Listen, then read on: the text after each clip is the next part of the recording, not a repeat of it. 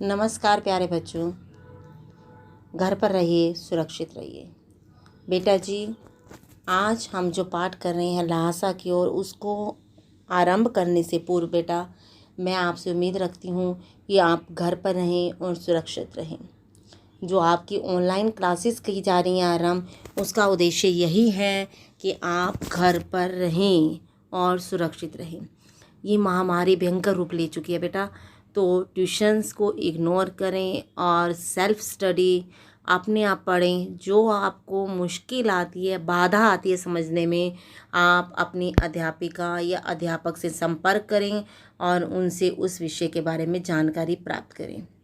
चलिए आरंभ करते हैं अपना क्षितिज का पाठ 2 लहासा की ओर, जो रचना है हमारे राहुल सांकृत्यायन की, जिनका जन्म कहा जाए कि 1893 में, मृत्यु 1963 में। तो यहाँ कहेंगे कि जन्म 1893, मृत्यु 1963 में। तो पाठ के बारे में जानकारी प्राप्त करने से पहले हम जानकारी प्राप्त करेंगे राहुल सांकृत्यायन जी के बारे में, यानी अपने लेखक के बारे में। घुमक्कड़ी स्वभाव वाले राहुल सांकृत्यायन का जन्म सन 1893 में, ठीक है, कब हुआ था? 1893 में। आप यहाँ ये शब्द देख रहे हैं घुमक्कड़ी स्वभाव। आप सोचेंगे क्या है घुमक्कड़ी स्वभाव? घुमक्कड़ी का मतलब होता है जो घूमने का, जिसे शौक होता है, जिसके नेचर में होता है कि घूमते रहिए। इनका जन्म हुआ 1893 में। गांव कौन सा था? पंधा था। जिला आजमगढ़, जो कहाँ स्थित है? उत्तर प्रदेश में। इनका वास्तविक नाम केदारनाथ पांडे था। इनका वास्तविक नाम क्या है? केदारनाथ पांडे। इनकी शिक्षा, ठीक है, इनका आप सोचेंगे कि वास्तविक नाम केदारनाथ पांडे था, तो इनका राहुल सांकृत्यायन नाम कैसे पड़ा, वो भी हम आगे जानकारी प्राप्त करेंगे। इनकी जो शिक्षा है वो काशी, आगरा और लाहौर में ही। आपको आरंभ में बताया गया है कि ये घुमक्कड़ी स्वभाव के थे। घुमक्कड़ी स्वभाव के होने के कारण ये घूमते घूमते 1930 में श्रीलंका में घूमने गए और वहाँ पर बौद्ध धर्म जो था, उनके जो रूल थे, नियम थे, उनसे बहुत अधिक प्रभावित हुए और 1923 में ही इन्होंने वहाँ से बौद्ध धर्म की शिक्षा ग्रहण की और यहीं इनका नाम केदारनाथ पांडे से बदलकर राहुल सांकृत्यायन हो गया। इन्हें महापंडित कहा जाता है। इन्हें महान पंडित किस कारण से कहा जाता है? क्योंकि इन्हें पाली, प्राकृत, अपभ्रंश, तिब्बती, चीनी, जापानी, रूसी आदि अनेक भाषाओं के बारे में जानकारी प्राप्त थी। जब अनेक भाषाओं के बारे में किसी व्यक्ति को जानकारी प्राप्त होती है तो उसे क्या कहा जाता है? महापंडित। क्लियर? अनेक विषयों का ज्ञाता महापंडित कहलाता है और कहलाने के योग्य भी हैं। तो इनकी मृत्यु 1963 में हुई। 1963 में इनकी मृत्यु हुई है। यात्रा वृत्तांत साहित्य में राहुल जी का स्थान सर्वोपरि है। कौन सा? यात्रा वृत्तांत साहित्य। यात्रा वृत्तांत साहित्य क्या कहेंगे आप? कि जिन्होंने यात्रा का वृत्तांत किया, वर्णन किया, जो घूम कर आए उसके बारे में लिख डाला, इनमें राहुल जी का स्थान सर्वोपरि है। किसका स्थान सर्वोपरि है? राहुल जी का स्थान सर्वोपरि है। इन्हें घुमक्कड़ी शास्त्र घुमक्कड़ शास्त्र रचा। क्या रचा? घुमक्कड़ शास्त्र, यानी घूम घूम के प्रवृत्ति का वर्णन करने वाला। अनेक स्थलों की यात्रा करने के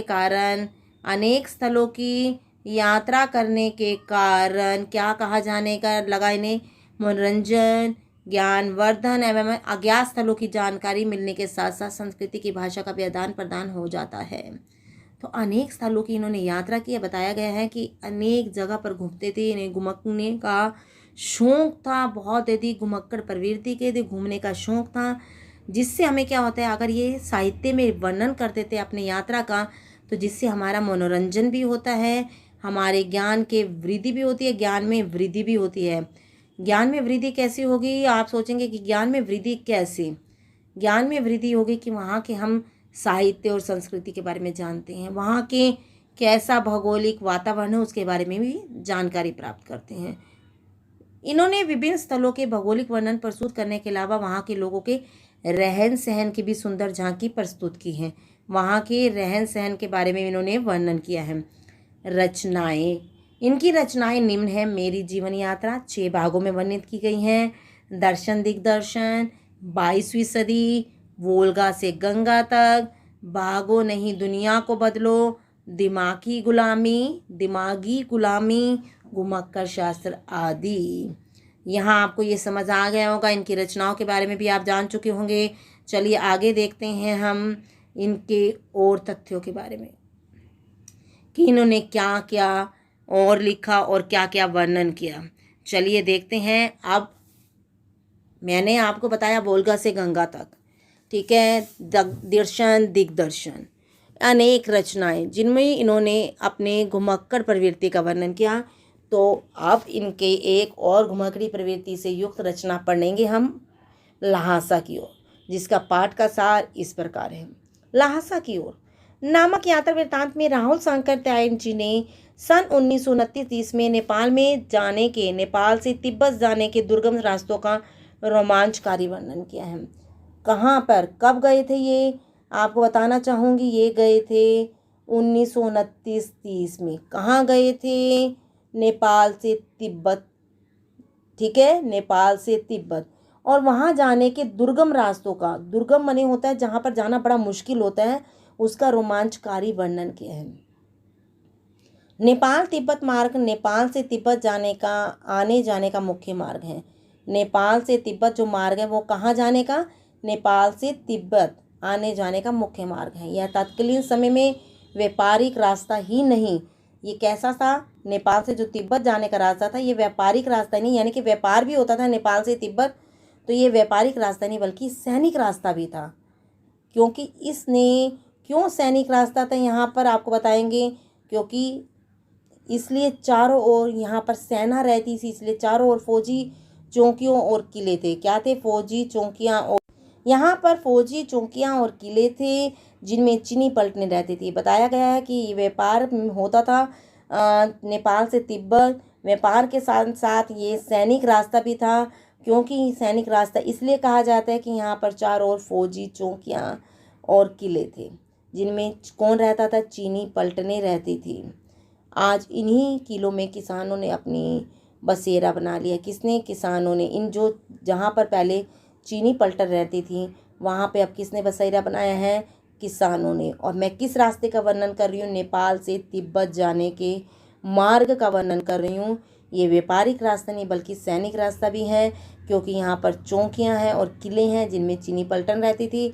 अब ये चीनी पलटन इस जगह पर नहीं रहती, बल्कि अब किसानों ने अपना यहाँ पर बसेरा यानी कि निवास स्थान बना लिया है। क्लियर? चलिए आगे देखते हैं। तिब्बत का सामाजिक जीवन, यहाँ के लोगों के समाज में कैसे लोग रहते हैं। यहाँ जाति पाति और छुआछूत नहीं है। यहाँ पर नेपाल यानी कि कहाँ पर मैं बता रही हूँ, नेपाल से तिब्बत जाने का जो रास्ता है उसमें जाति पाति यानी कि तिब्बत का बताया जा रहा है कि तिब्बत में जाति पाति के नाम पर, जाति के नाम पर कोई भेदभाव नहीं है। कोई ये नहीं कहता कि हाँ तूने मुझे छू दिया मुझे स्नान करना पड़ेगा, ऐसा कुछ भी नहीं है।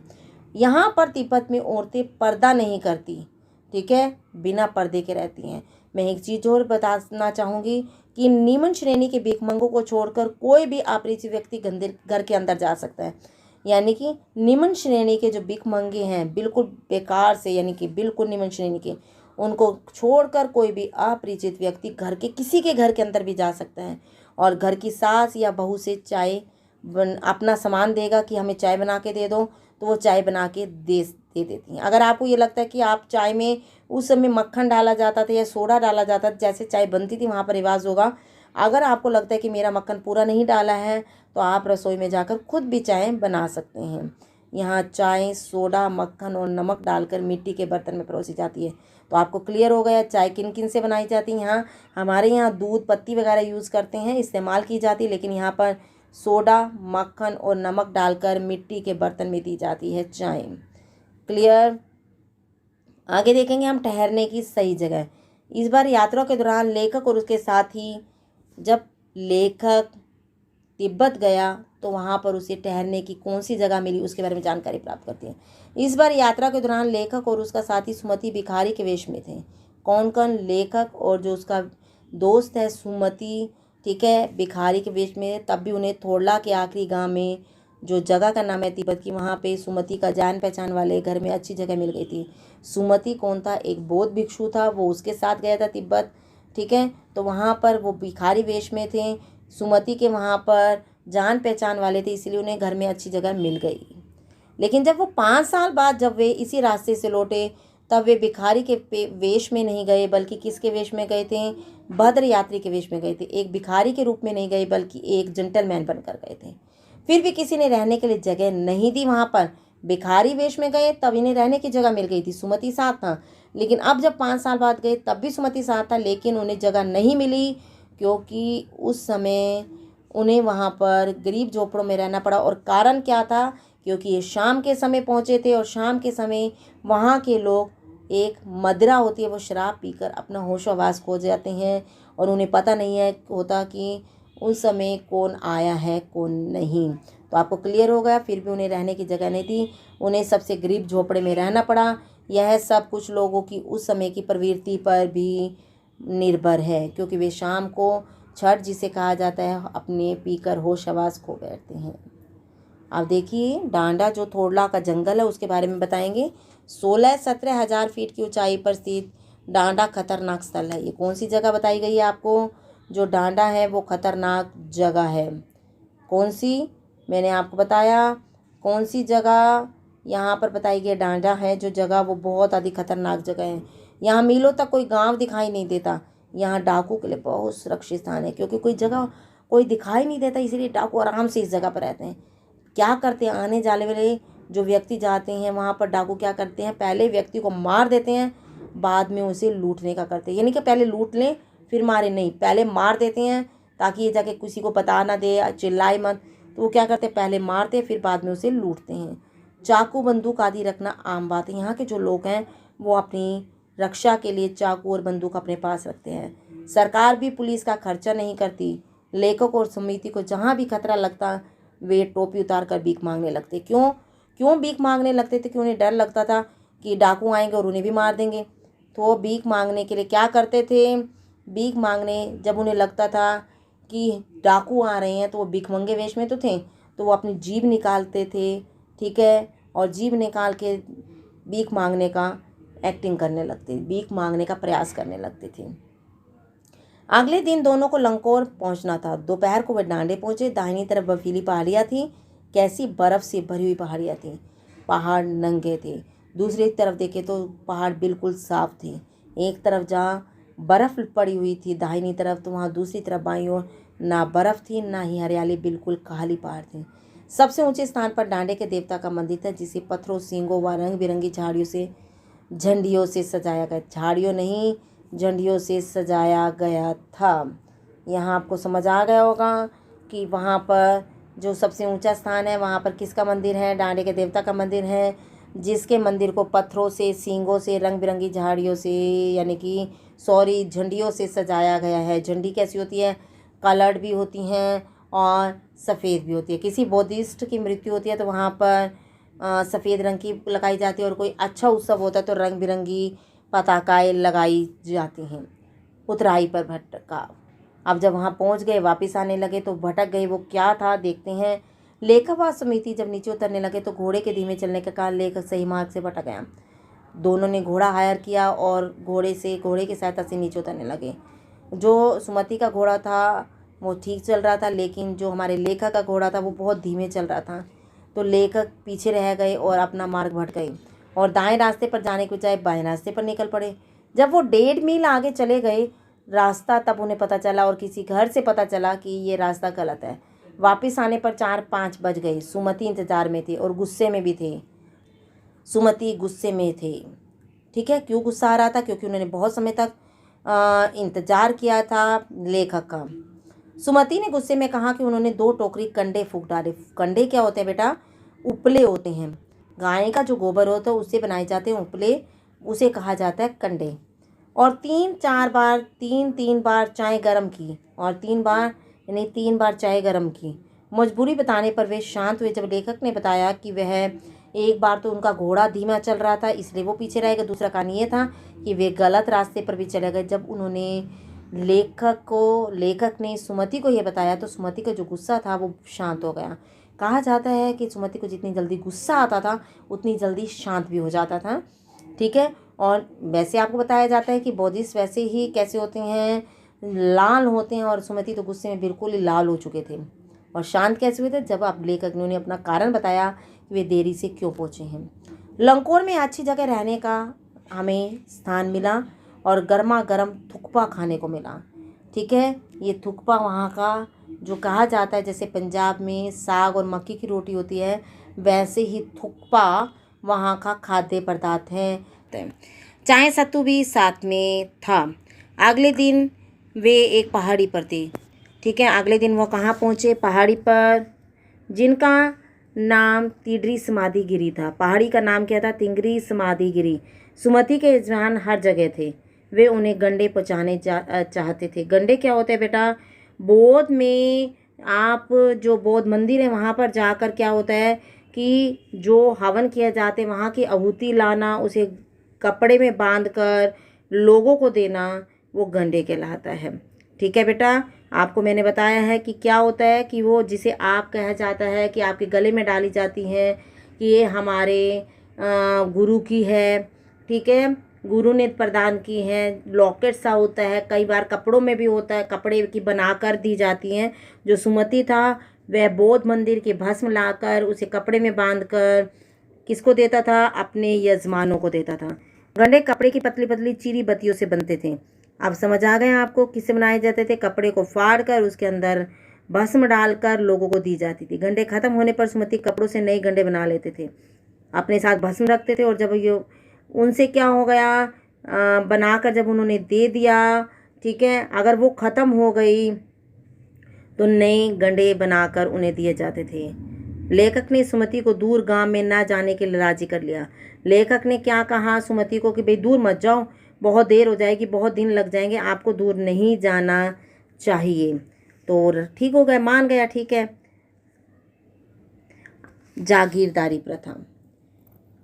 तिब्बत की ज़मीन जागीरदारों में बटी है। लेकिन मैं इसको आरंभ करने से पहले जागीरदारी प्रथा से एक बार और बताना चाहूँगी। पहले तो उसने मना किया कि आप जल्दी आ जाना, लेकिन दूसरी बार उसने उसे रोका नहीं, क्योंकि वहाँ पर जब वो बौद्ध मंदिर में रुके तो उन्होंने वहाँ पर बौद्ध की जो बौद्ध पोथियाँ होती हैं उसको पढ़ने लगे, तो उसे बड़ा आनंद आया। उसने कहा जितने मर्जी दिन लगा के आओ, जाओ अपने गंडे जितने यजमानों को देकर आने, दूर तक देकर आने, दे आइए।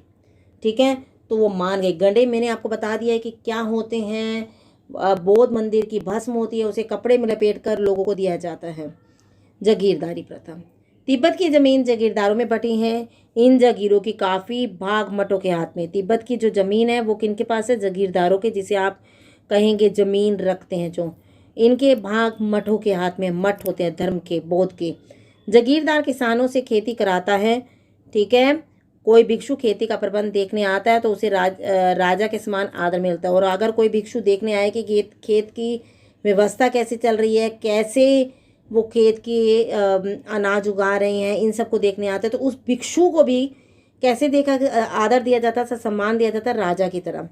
लेखक और सुमति शेखर विहार में एक भद्र पुरुष से मिले। लेखक और सुमति किसे, एक महान भद्र जेंटलमैन से मिले।